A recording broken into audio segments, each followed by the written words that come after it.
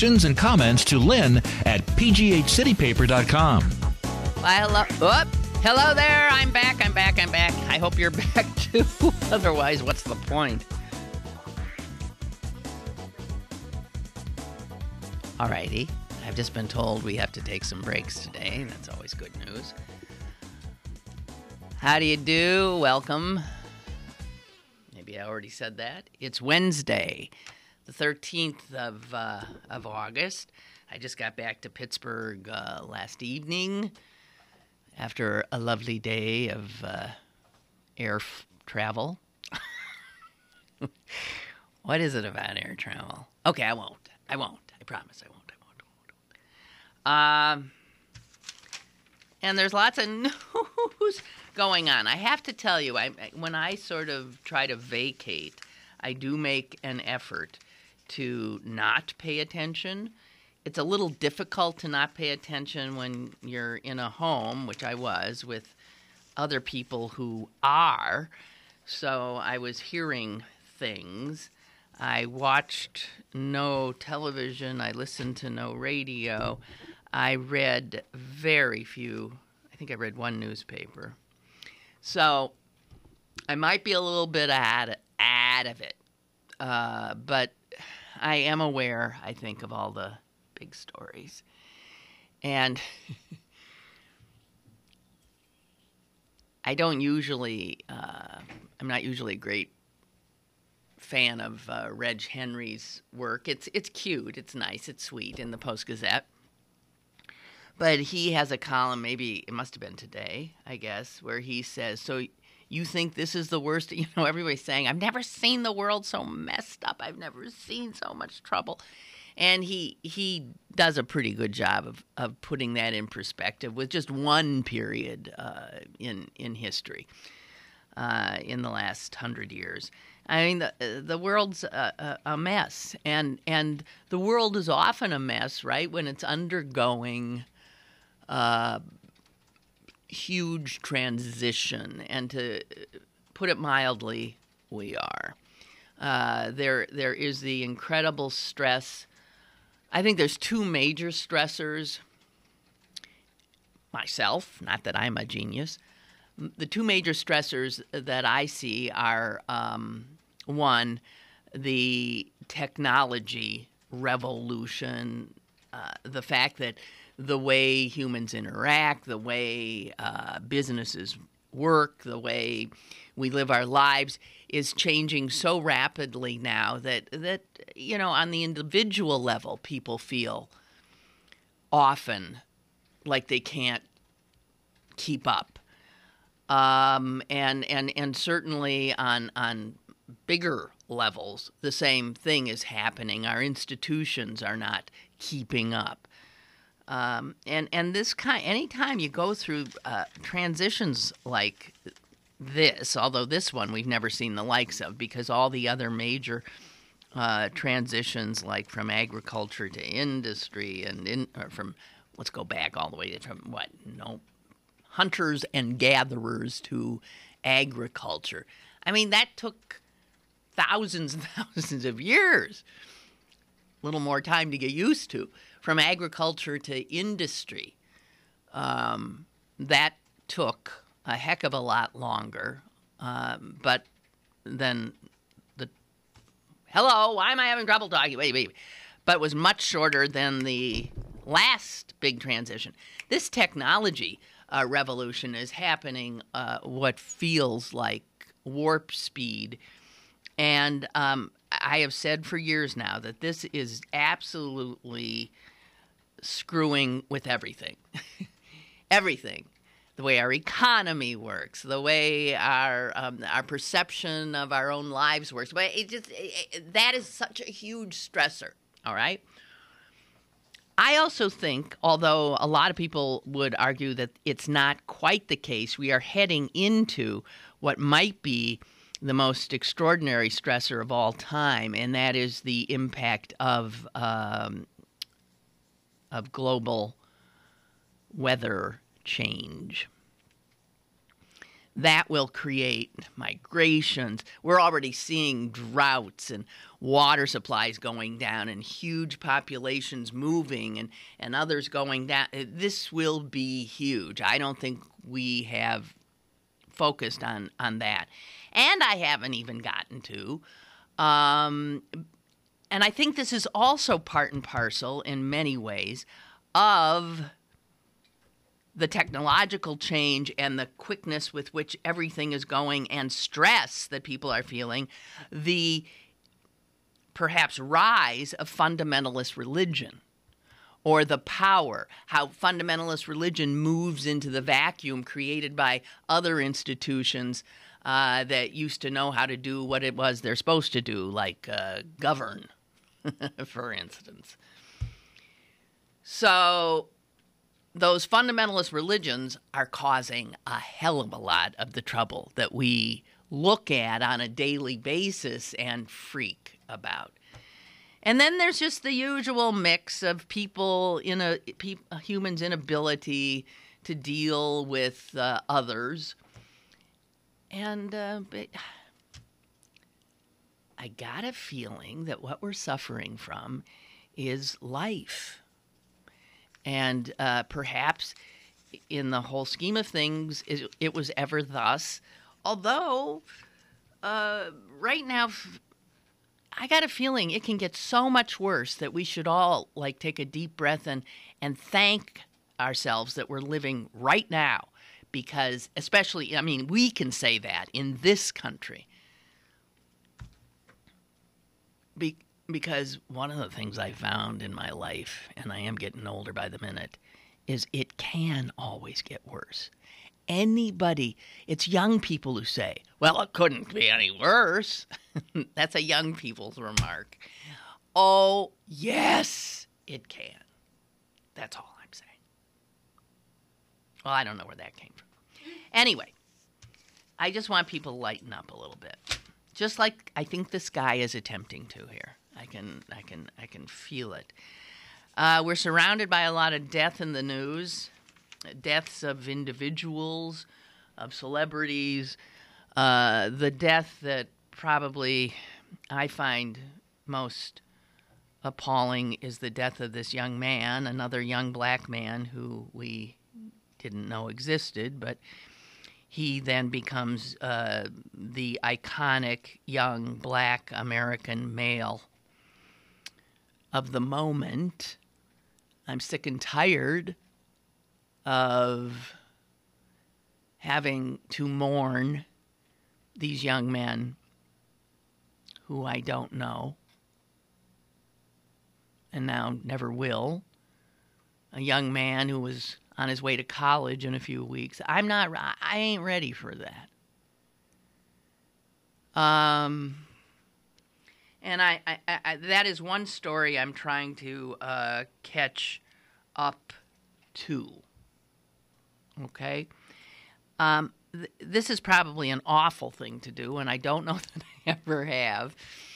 But I didn't get to read before I had to leave the house to come here.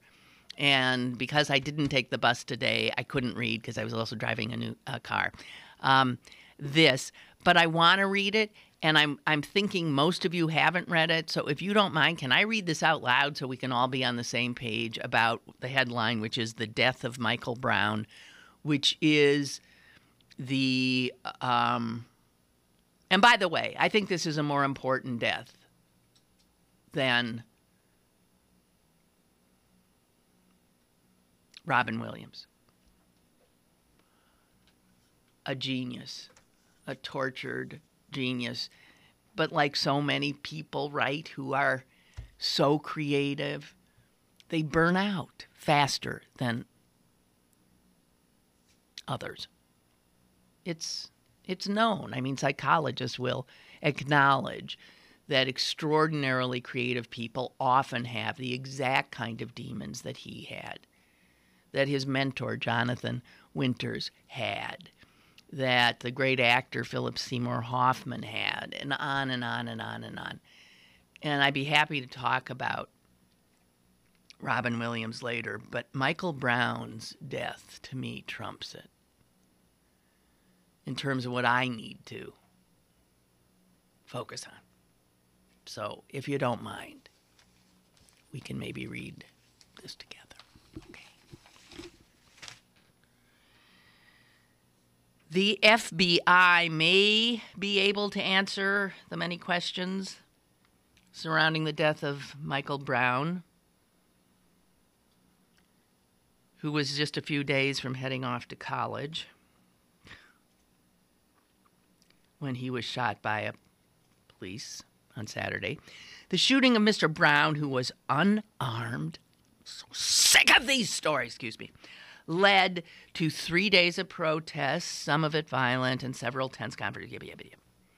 But it doesn't take a federal investigation to understand the history of racial segregation, economic inequality, and overbearing law enforcement that produced so much of the tension that is now evident on the streets.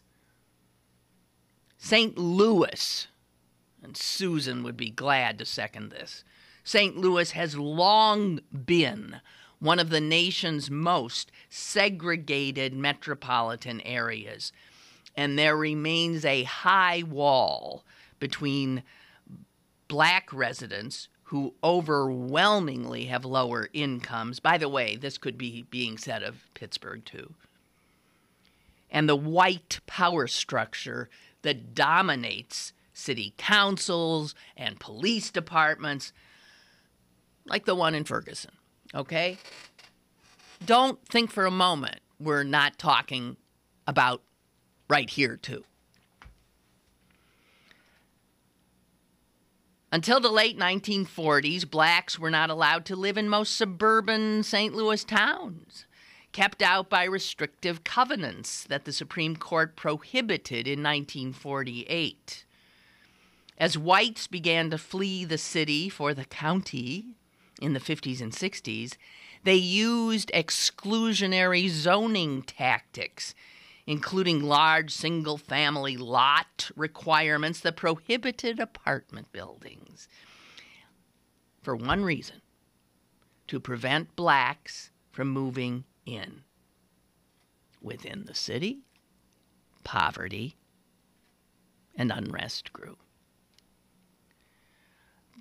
I appreciate this history lesson. Nothing is ever put in context on television news, on cable, on radio talk shows.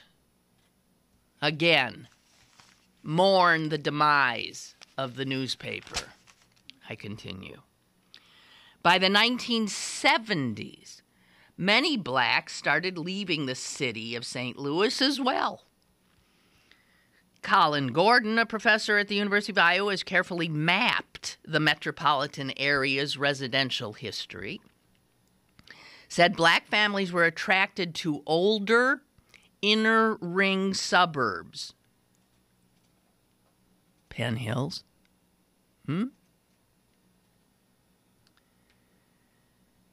Because they were built before those restrictive zoning tactics.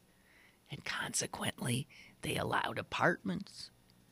As black families moved in to Ferguson, the whites, you can finish the sentence, fled. In 1980, the town was 85% white. You can read Wilkinsburg here, okay? That's before Penn Hills, Wilkinsburg. In 1985, the town was 85%, although Wilkinsburg was much further gone, and for 85% white and 14% black. By 2010, it was 29% white and 69% black.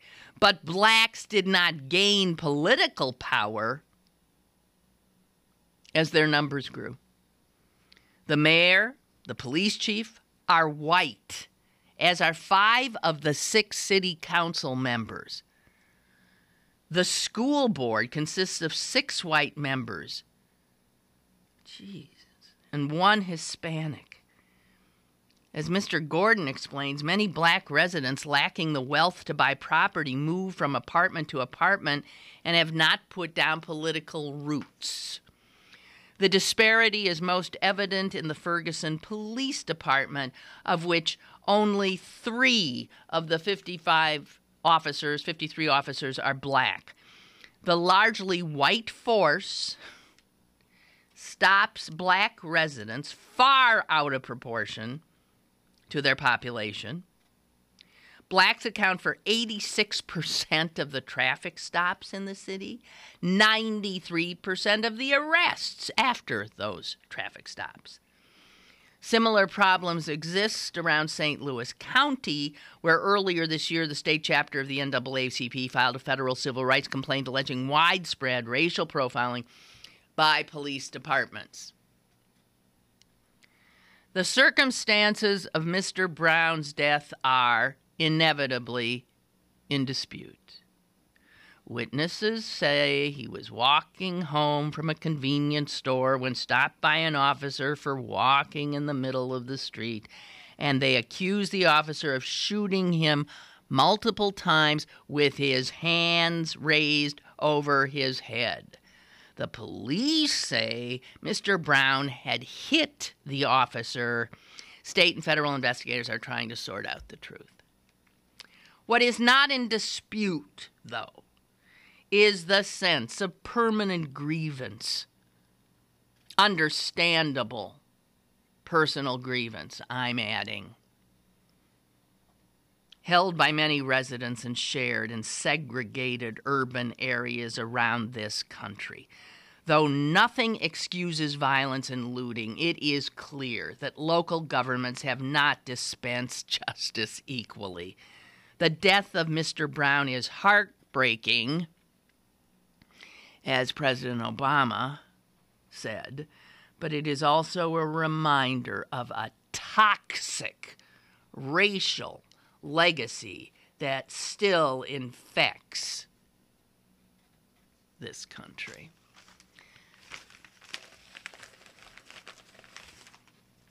I thought that would say what I wanted to say. I can't bear it. I can't bear it. And what are your guesses about whether we will see justice served here?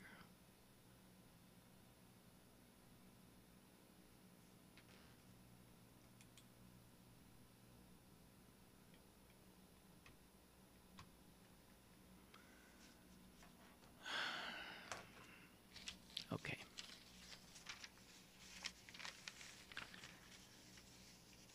I'll move on.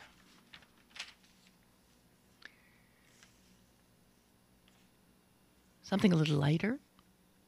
2 things a little lighter. How about that?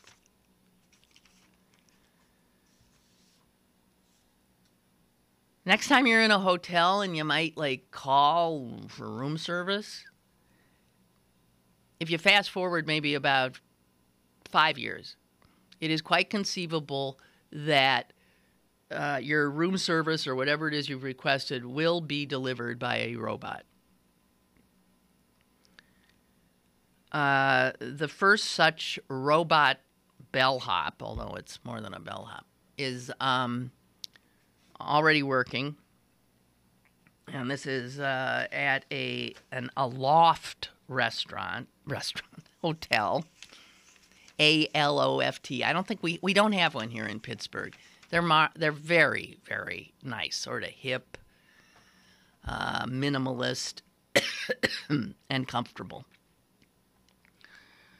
There's an Aloft restaurant, and this is somewhere in California. Anyway, Santa Clara. So they already had this robot up and functioning. Now this is they're fiddling with it, and they say it looks a little like It doesn't look like a human. It looks a little like R2-D2 having grown taller and maybe put on a diet, or another person said it looks like actually an a miniature nuclear power reactor cooling tower. I'd rather think of him as R2-D2 on a diet myself. So normally it's just standing around there, not bothering anybody.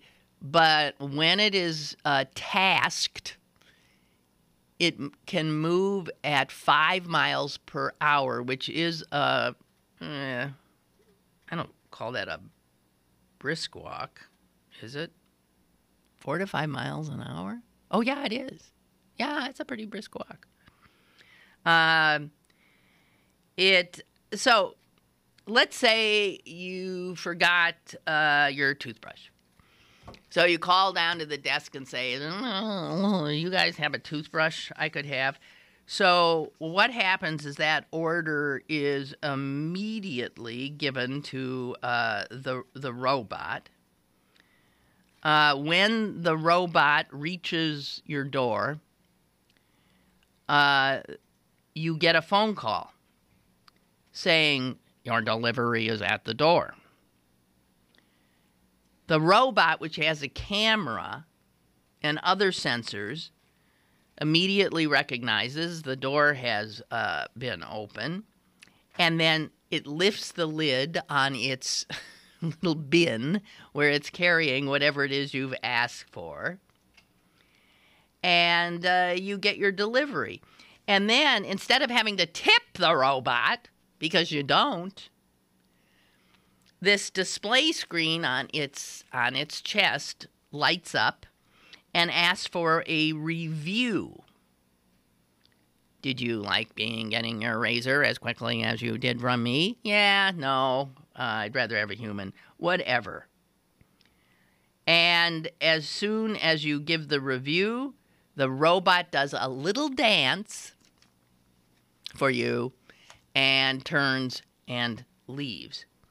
It goes right to it uses the elevators, and when it reaches the elevator, it commands the door to open and then maneuvers into it, and it stays clear of any human beings inside. And as soon as it returns to the lobby, it zips right over to its port and plugs itself into a recharger.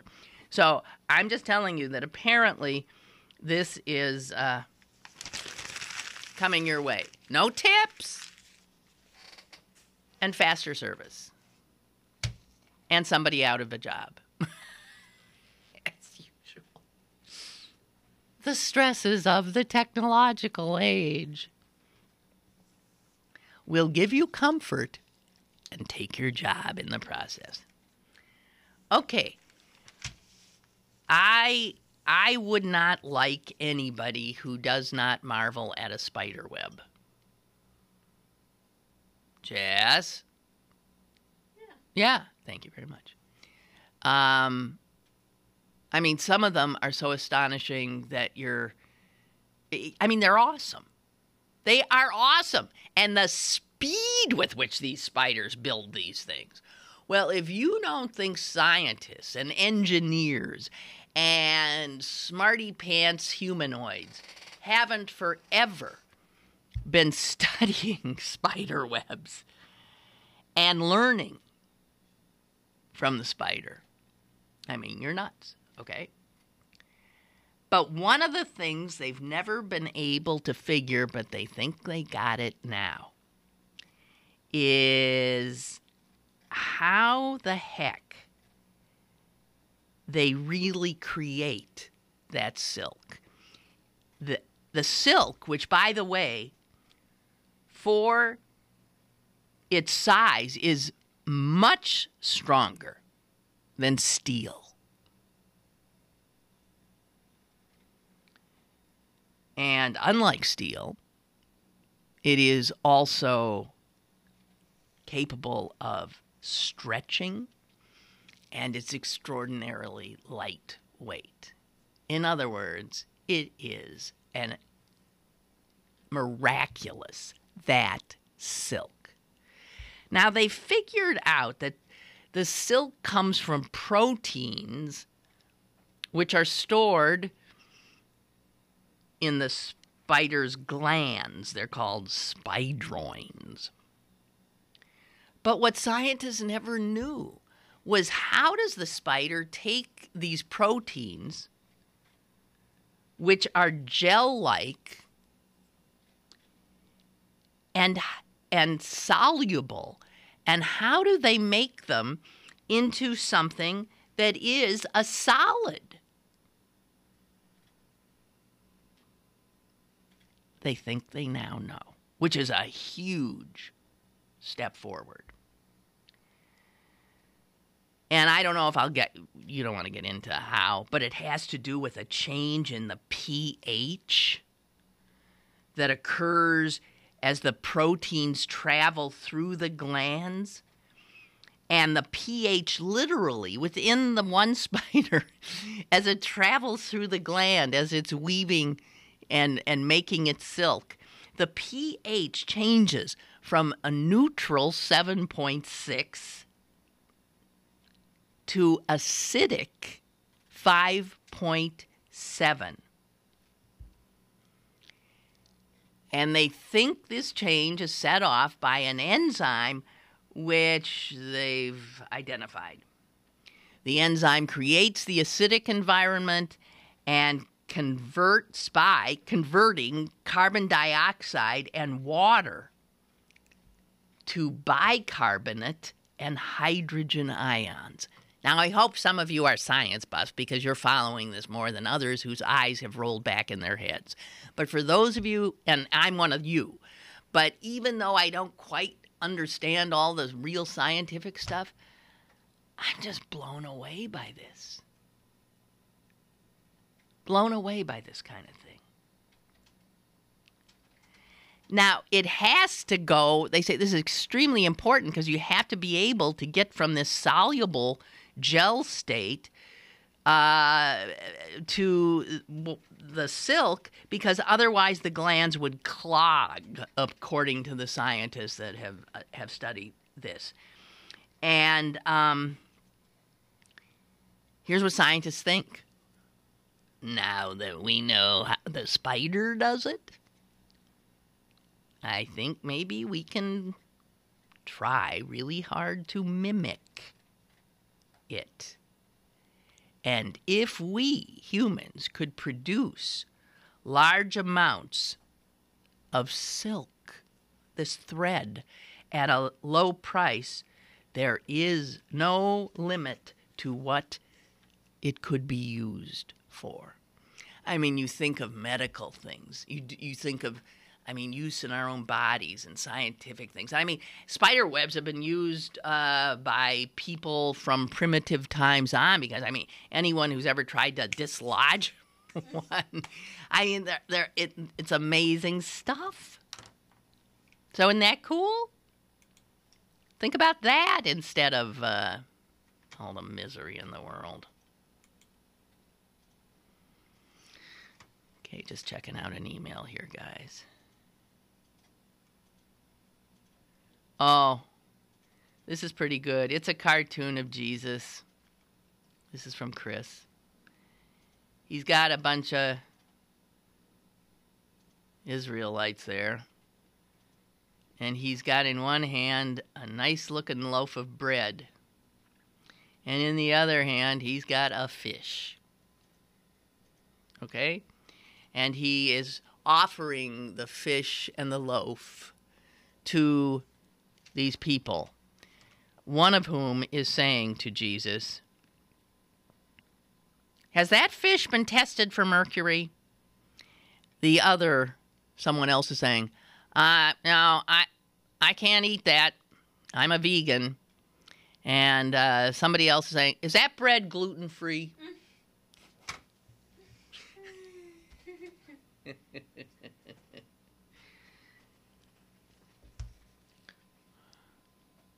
I love that, because I am so fed up with everybody and their eating little thingamajiggies. It's like, remember the good old days when you invited people for dinner and you didn't inquire if they would deign to eat what you put in front of them? You remember those days? Wow! Well, you know what? In my house, they still exist. But I will. There'll be, if you won't eat the meat there, then there's going to be some kind of starchy thing that maybe you can eat. And if you want, but I'll be damned. I'm sorry. Bring your own if you want.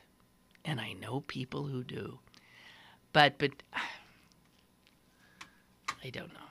Drives me batty. Okay, I had one other good thing. Did I have another good? I thought I did. We had spiders. Oh, I think I already did all the good ones, didn't I? Was there another good one before spiders? Do you remember? I don't. No, I don't either. Neither Jess nor I are really listening to the show. We can't remember if I can't remember. So Good time for a break. it's time. Oh, I forgot about breaks. I forgot I take breaks. Oh my god. Oh my god. Oh, it's more than time for a break. It is, yeah. Okay, guys. We must have a paying customer. I have to take a break. We'll be right back. Email your questions and comments to Lynn at pghcitypaper.com or call Lynn at 412-316-3381. Lynn Cullen Live will return in a moment. Howard Allen Events, producer of the country's most popular high-end festivals, returns to Walnut Street between South Aiken Avenue and South Negley Avenue in Shadyside. The 17th annual Shadyside The Art Fair on Walnut Street will be held August 23rd and 24th, transforming this popular downtown shopping district of Pittsburgh into an outdoor art gallery with an eclectic mix of the country's top established artists as well as new and emerging talent. Admission is free and open to the public. Showtimes for the Shadyside The Art Fair on Walnut Street are Saturday 10 a.m. to 7 p.m. and Sunday 10 a.m. to 5 p.m. For more information, log on to www.artfestival.com. Download the CP Haps app to find out what's happening in Pittsburgh. It's the fun and free app that puts the most popular events at your fingertips. Text EVENTS to 77948 to download now. Available on the App Store and Google Play. Brought to you by Pittsburgh City Paper. Have a question or an opinion? Call Lynn Cullen at 412-316-3381 or email lynn at pghcitypaper.com. Now, more with Lynn Cullen Live. Well, here's some good news, although it wasn't what I was thinking of, and hardly surprising. It's this feather bedding jerk who was Corbett's Secretary of Education, and then decided he didn't like that job. So Corbett said, "Okay, you don't have to have it. We'll now call you my special advisor on higher education, and we'll give you the same salary, and you just go away." He has resigned.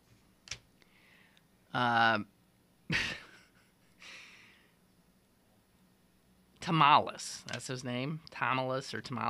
So when you'll recall that when the governor was asked what exactly he had done for him in the last year, his special higher education advisor, who was being paid like $140,000 a year, the governor couldn't think of a thing.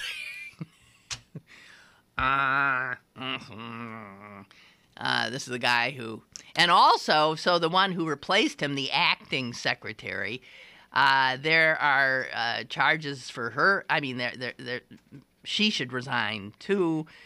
She lied through her teeth trying to defend this jerk, and then also said that the reason he didn't have any emails that he'd written was because the policy in the department was to absolutely delete all the emails every night before you went home, which, given the fact that this is a governmental entity, would, I think, on its face, clearly be criminal. It certainly doesn't. I mean, talk about transparency. God. So anyway, this nonsense continues.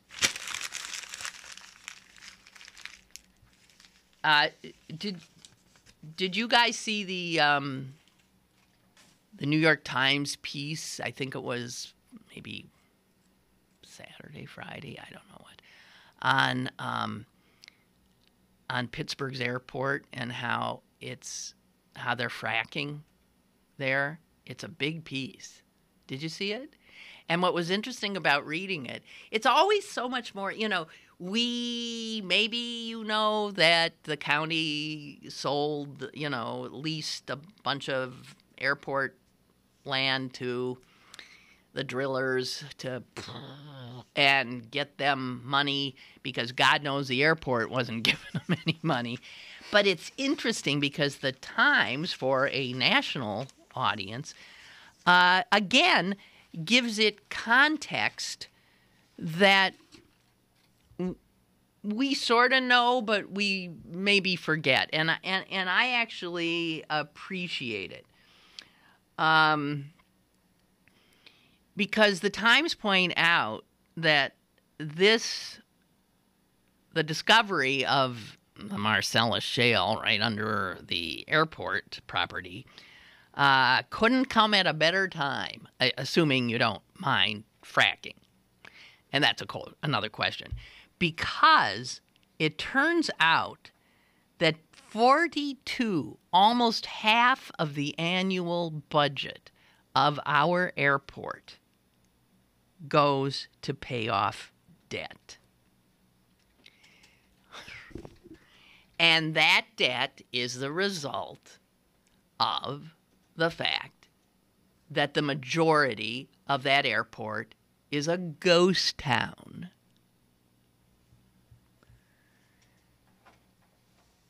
The airport has 75 gates.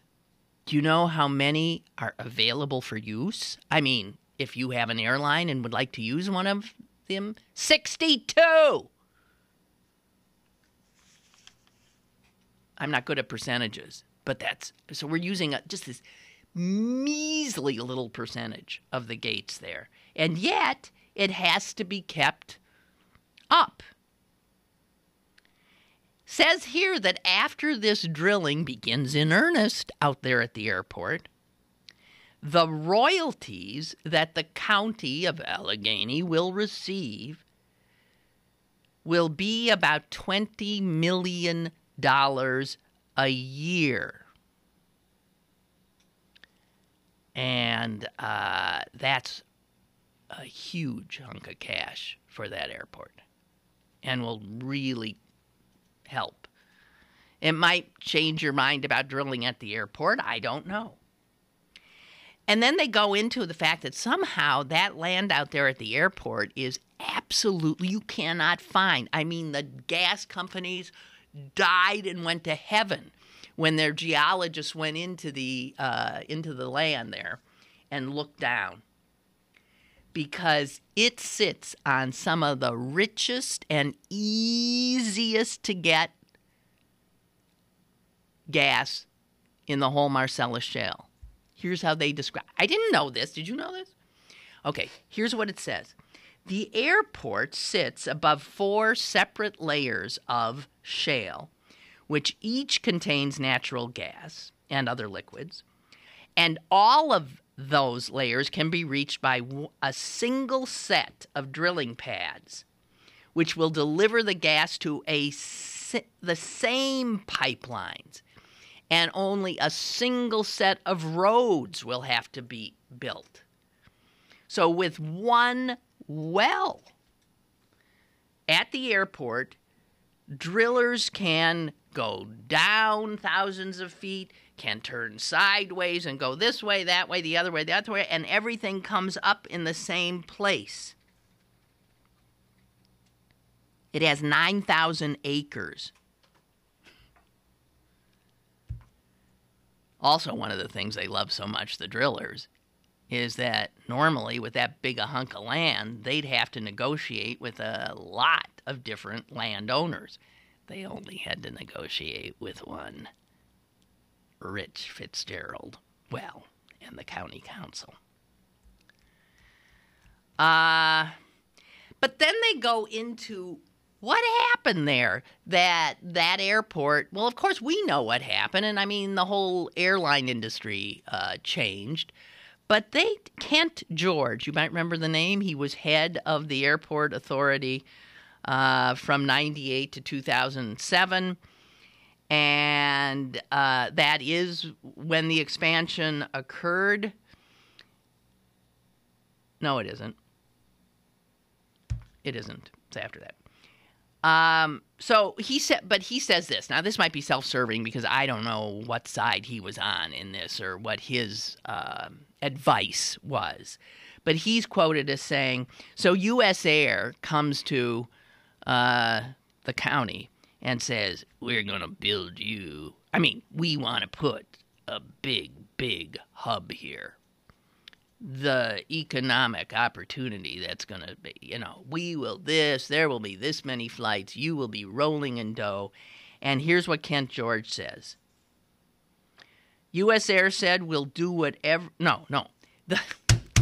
Colin, the Allegheny County government, who is the government then? Will do Forrester, will do whatever you need. And he said the local government acted, quote, without taking a look at what the long-term exposure was. And within not many years, that airport was fat, dumb, and happy with 600 flights a day. That did not last very long.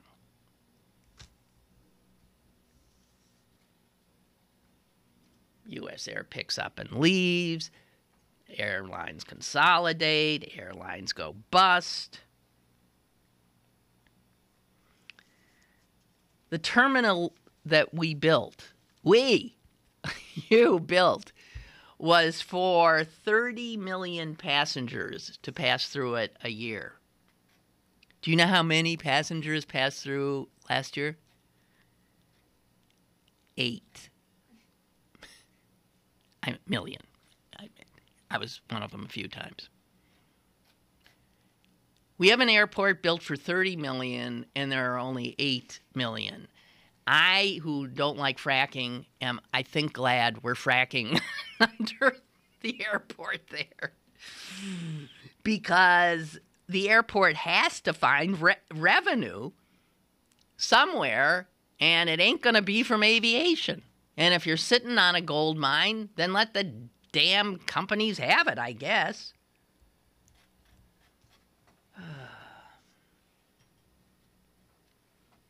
By the way, it said here that all of this fracking at the airport faced minimal opposition, which I think is true. And Rich Fitzgerald is quoted as saying, "It's like finding money." And whatever money they're finding ain't coming out of, we, the taxpayers of Allegheny County, would have had to be paying. And the other thing they point out, which I did not know, but I did see these stores last night when I came back in. They're redoing the inside of the airport is under construction where the retail is. Really? Oh, big time. But here's what they've done, and it turns out it's been smart. They have been bringing in stores that you cannot find anywhere else in this area. So if you're at the airport, you will see this amazing new Italian specialty food store. It is so beautiful. Just the first time I saw it, I thought, what is that? And it was like 500 different kinds of olive oil. And it was like every bottle was $7,000 a piece. And I thought, well, who the hell is going to buy that? Yeah.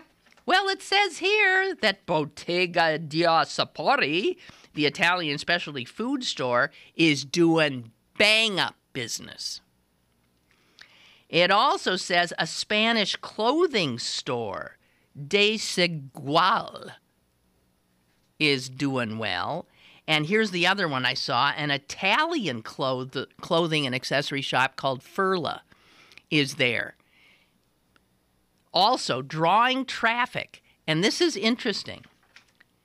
typical retail sales for each departing passenger at airports in this country. Every passenger who goes through any airport in this country generally drops, on average, between $5 to $7 before, they board or after they come out, whatever that word is. You know what it is in Pittsburgh? So the average nationally is $5 to $7. In Pittsburgh now, it's $14 per passenger. It's twice the average, more than twice the average. So there might be something smart happening there. Just wanting you to know.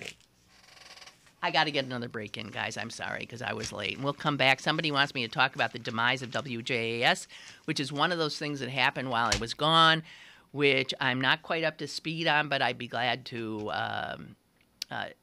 bullshit about it in a minute. More is on the way with Lynn Cullen Live. Check out my new time machine. Does it work? Hit the button. Hey, it's Napoleon. Oui. Check out the future. Hey, you have a nice house. Why don't I? You didn't save any money, buddy. If only there was a way I could go back in time and fix that. Yeah. Save something for the future. Put away a few bucks, feel like $1 million. For free ways to save, go to feedthepig.org. That's feedthepig.org. This message brought to you by the American Institute of Certified Public Accountants and the Ad Council. Howard Allen Events, producer of the country's most popular high-end festivals, returns to Walnut Street between South Aiken Avenue and South Negley Avenue in Shadyside. The 17th annual Shadyside The Art Fair on Walnut Street will be held August 23rd and 24th, transforming this popular downtown shopping district of Pittsburgh into an outdoor art gallery with an eclectic mix of the country's top established artists as well as new and emerging talent. Admission is free and open to the public. Showtimes for the Shadyside The Art Fair on Walnut Street are Saturday 10 a.m. to 7 p.m. and Sunday 10 a.m. to 5 p.m. For more information, log on to www.artfestival.com. You're listening to Lynn Cullen Live at pghcitypaper.com. Once again, here's Lynn Cullen. Yeah, radio's gotten even worse. Well, so what else is new? So my understanding is what? The station, the FM station where all the big blowhards were, am I right about this? Limbaugh, Hannity, all those jerks. That was 104.7. A Clear Channel station. Same guys who own KD AM. Am I right about this? They decided to stop airing. Do I love this? Limbaugh, Hannity, and all those. And it tells you something. They ain't bringing it. It ain't happening anymore. That audience is dying. Yeah. So Clear Channel said, "Screw this," and they went to country. All right, sounds like okay. Country, fine. Meanwhile, WJAS, which had been is that still a rent-a company? Is that still a rent-a company? That's who I worked for. And he owned 3 stations. He owned WPTT, which he turned from talk into business, and it went south so fast they fell out of the ratings didn't even register them anymore after Doug and I left. And then that format went into that station's gone. I mean, that station is dead. So JAS, though, was the oldie station, right? And that was one of his that was his other AM station in town. And it sounds like it's still Renda. He always saw talk as something he'd like to do. And this talk, he likes Hannity, I can tell you, and Limbaugh a lot better than he ever liked me. I mean, it dovetails with his, if it's still a Renda station. So they picked up, but let me tell you, in terms of reach, it doesn't have anywhere near the reach. Also, the implication of changing JAS. So the old farts have really taken it on the chin with this. The old angry white farts who listen to Limbaugh and Hannity have got to figure out how to get to WJAS now.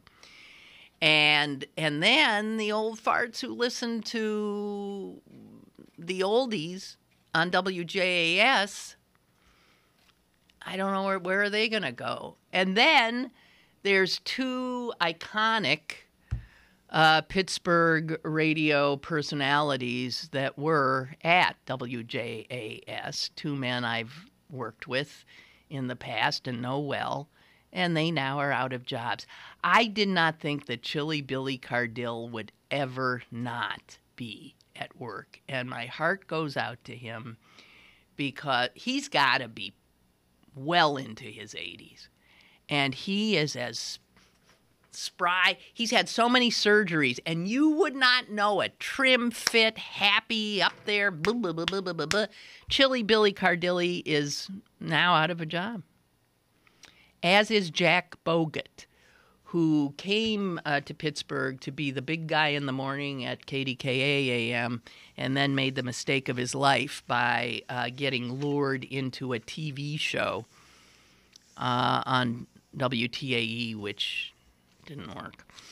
But Bogut and Cardill are gone. So, and a lot of people liked that music. I'm sorry.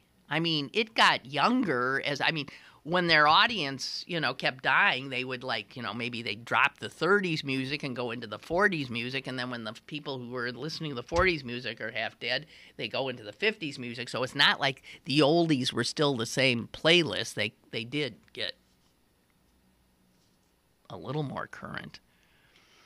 Listen, guys, radio is again, this is all part of this change that's happening. Radio is an old medium, and AM radio is really struggling to stay alive, and even FM is struggling now. So this is just the way it is.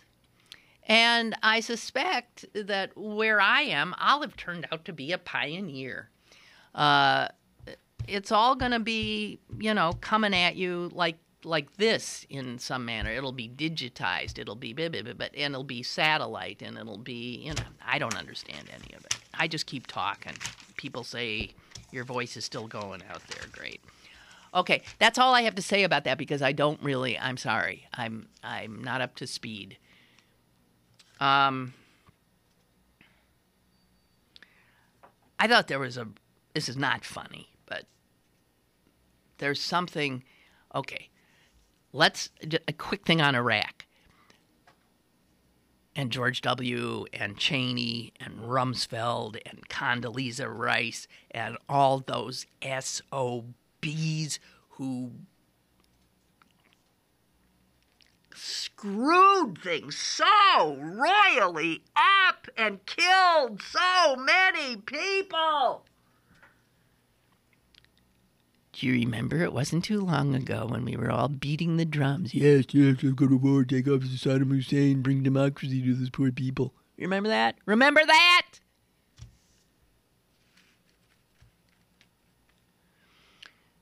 Okay, so the latest democratically elected Iraqi leader, Maliki, has refused to step. Yeah, they don't get it. That's not the way democracy. Even Richard Nixon left. Come on, God. So yeah, we really, in every way we brought democracy there. We also did this to screw Iran, which is our biggest fear, right?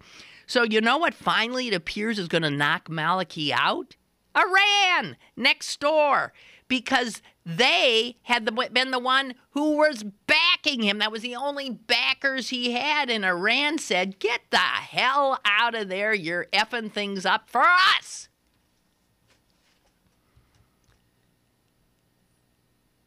it says Tehran, which wields significant influence over Iraqi politics. Geez, that's not what Dick Cheney envisioned. He thought we were the ones that were going to exercise significant influence over Iraqi politics and democratize the region. And all you guys who went so kaplooey over the Arab Spring, which I did not, look how well that's going. Nothing like democracy in that neck of the woods, because the people who end up winning are the worst of the lot. We all know that Robin Williams' death, I have nothing to say other than I mourn. It was so clear what a tortured soul he was. It was so clear. I recognize the type a mile away.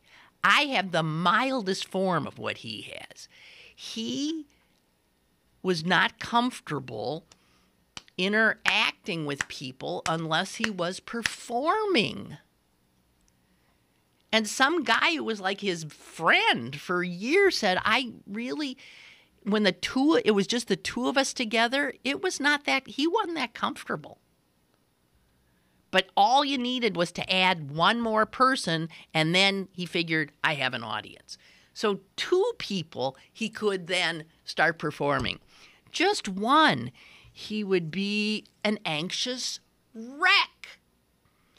That is a certain kind of personality, and often it goes with depression and anxiety and addiction. And with you saw how he had to you saw how fast he talked. You saw how he never stopped working. You saw it was the only way that poor guy could stay alive. And by all accounts, he was just a wonderful guy. It's sad. Lauren Bacall's passing, it's not sad. She lived a long life. Former Supreme Court Justice Rolf Larson's passing, that's a sad one too, in that was a guy who did a lot of good stuff and then sort of everything exploded. Also, because he was struggling all his life with depression and anxiety, the same disorder that Williams had. And because he was on the Supreme Court, which is an elected position in this state, he was so fearful that it would get out that he was taking Valium and he was taking antidepressants and he was taking things so he could still live. He had his physician write prescriptions in other people's names. That tripped him up. Other things tripped him up.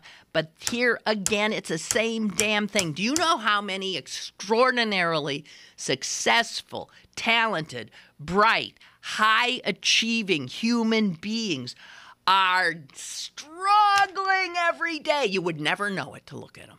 Never know it. And often they are some of the most entertaining, some of the funniest, some of the smartest people. The tears of a clown when no one else is around. Right? What was that old 50s song? Okay, that's all I have to say, I think. Oh, except we have one more thing here. Thank you, Margaret. Lynn, Renda sold JAS a couple of months ago. Oh, okay. So it's not his. Okay. Well, all right. Thank you for that information. I just want to say this other thing about Rolf Larson, who most of us remember as the only Supreme Court justice we remember who got impeached. And there were criminal cases, all because of this stuff. I want to just point out in the PG article today some of the things he did. Do you know when you got called for jury duty before 1977, you served for 2 weeks For 2 weeks you went to the courthouse every damn day and sat there not getting picked and went home. And then came back and sat there again. And Larson said, this is absurd. Can't do that to people. And because of him, it's bad enough. You get called for jury duty, you go, you sit for 1 day. And you're either picked or not. He was behind that. Also, used to be back in the day, in the 70s, over at the Duquesne Club, that a big law firm, I wish they'd said which one, here in Pittsburgh would have a big fall-de-roll party for all the justices when they were hearing, I guess sometimes they came here to hear oral arguments, the whole Supreme Court. They always had a dinner. All the guys were invited except, Justice Nix was not invited because, he was pigmentally challenged. He was African American, and the good people at the Duquesne Club, the power structure here in Pittsburgh, could not have the Duquesne Club sullied by Justice Nix entering. So when Larson was on the bench and he understood that Nix was not invited to it, he said, F you, I'm not coming either. The others all went.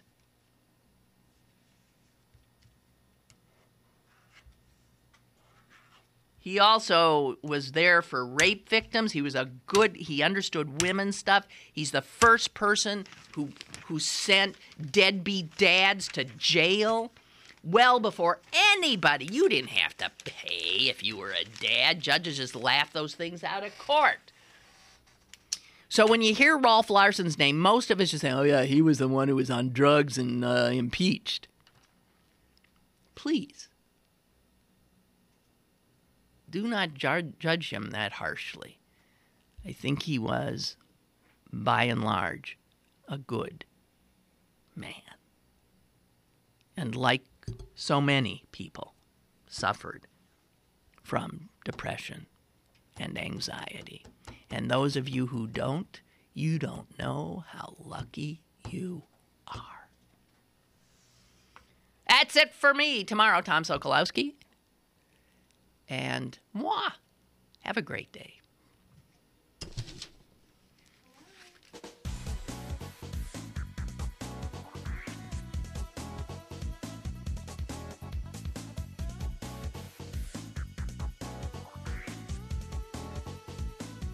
Lynn Cullen Live, Monday through Friday from 10 a.m. to 11 a.m. and archived at pghcitypaper.com. The opinions expressed on Lynn Cullen Live are those of the host and do not necessarily reflect the viewpoints of Pittsburgh City Paper, Steel City Media, and its advertisers.